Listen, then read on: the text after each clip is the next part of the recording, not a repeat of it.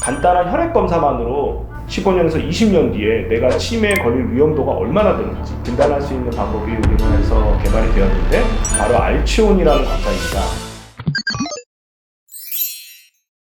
안녕하세요. 바른신경외과 김도현 원장입니다. 오늘은 치매에 대해서 한번 알아보려고 합니다. 한 통계에 따르면 우리나라 65세 이상 인구에서 약 8% 정도가 치매를 진단받아서 앓고 있다고 합니다.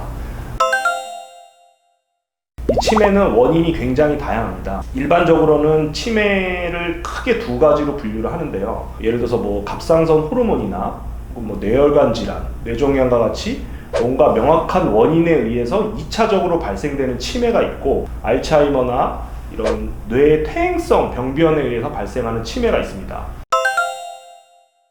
하지만 전체 치매 환자의 60%에서 70% 정도는 우리가 많이 알고 있는 알츠하이머 치매인데요. 알츠하이머 치매의 경우에는 베타 아밀로이드라는 뇌 속에 어떤 일종의 노폐물 같은 단백질이 쌓여서 뇌의 인지 기능을 가져오는 것으로서 알츠하이머 치매는 다른 2차성 치매와는 달리 현재까지는 완치가 불가능합니다. 현재 나와 있는 치료법들도 완치의 목적보다는 증상을 완화시키거나 치매의 진행을 늦추는 용도로 사용되고 있습니다. 처음에 치매 초기에는 마치 건망증과 비슷한 증상이 많이 나타납니다. 그래서 건망증 때문에 사실 병원에 오시는 젊은 많은 환자분들이 본인이 혹시 조기 치매가 아닐까 걱정하시는 경우가 있는데, 건망증으로 인한 기억장애와 치매에서 발생하는 기억장애는 엄밀히 말하면 전혀 다른 증상입니다. 똑같은 컴퓨터 두 대가 있는데 건망증으로 인한 기억장애 혹은 단기 기억 상실 같은 경우에는 컴퓨터의 전원을 끈 상태라고 보시면 됩니다. 컴퓨터 자체의 성능은 문제가 없는데 전원을 끈 상태이기 때문에 전원을 켜면 다시 컴퓨터가 원활하게 작동이 되는 것이죠. 반면에 치매로 인한 기억장애의 경우에는 컴퓨터 자체가 망가진 상태이기 때문에 뇌 기능에 영구한 장애를 가져올 수가 있는 것이죠. 특히 젊은 환자분들은 이제 건망증으로 치매가 많이 걱정된다고 오셔서 검사를 하시는 분들이 많은데, 건망증과 초기 치매 같은 경우에는 증상만 가지고서는 사실 구별하기는 어렵긴 합니다. 나이가 젊은 분이 깜빡깜빡 한다고 해서 그분이 치매라고 보기에는, 아무래도 치매라는 것은 퇴행성 질환이기 때문에 연세가 많으신 분들이 유병률이 높기 때문에 가장 중요한 것은 치매는 근본적으로 점점 진행을 하지만 건망증이나 단기 기억 장애는 금방 회복되기 때문에 어느 정도 경과를 두고 지켜보면은 이 환자분이 건망증인지 혹은 치매인지 알 수가 있습니다. 치매는 단기 기억 장애가 가장 흔한 초기 증상인데요. 내가 방금 전에 어떤 행동을 했는지 기억을 못한다든지 이런 단기 기억 장애로 맨 처음에 시작을 해서 증상이 점점 악화되면은 전두엽이나 뇌의 다른 부위에 영향을 줘서 폭력적인 성향이 나타난다든지 환자분의 성격이 변한다든지 이런 다른 부가적인 증상들도 나타날 수 있습니다. 치매를 예방하기 위해서는 사실 치매를 조기 진단하는 것이 가장 중요합니다. 최근에 간단한 혈액 검사만으로 치매를 진단할 수 있는 방법이 우리나라에서 개발이 되었는데 바로 알츠온이라는 검사입니다.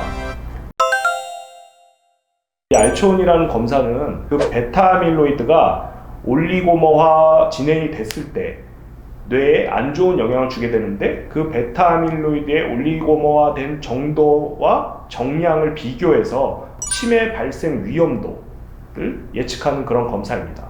간단하게 말씀드려서 지금 현재 혈액 검사를 통해서 15년 뒤, 15년에서 20년 뒤에 내가 치매에 걸릴 위험도가 얼마나 되는지를 예측할 수 있는 그런 검사입니다.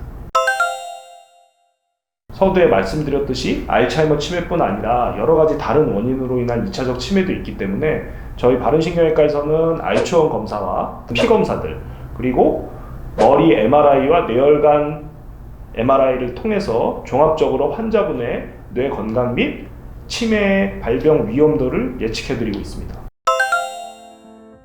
알츠온 검사를 하게 되면 결과를 크게 3단계로 구별하게 됩니다.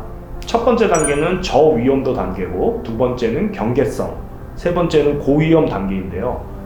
물론 다른 검사도 종합해서 봐야 되겠지만 저위험 단계이고 환자분이 치매에 가족력이 없는 경우에는 크게 염려하지 않으셔도 됩니다. 경계성의 경우에는 환자분의 나이와 MRI 판독 결과를 바탕으로 해서 만약에 환자분이 치매의 고위험으로 올라갈 가능성이 있다고 판단되면은 1년 후에 한번 검사를 다시 해보는 것을 추천드리고요. 가장 문제가 되는 것이 이제 알츠원에서 고위험도로 평가된 환자분들인데요. 다른 증상이 없더라도 1년 후에 머리 MRI나 알츠원 검사를 다시 한번 시행해 보시는 것이 좋고, 만약에 알츠원 검사에서도 고위험군이면서 현재도 증상이 있는 경우에는 치매 증상을 완화시키고 진행을 늦출 수 있는 현재 나와 있는 여러 가지 약물 치료들을 병행하셔야 할 것 같습니다.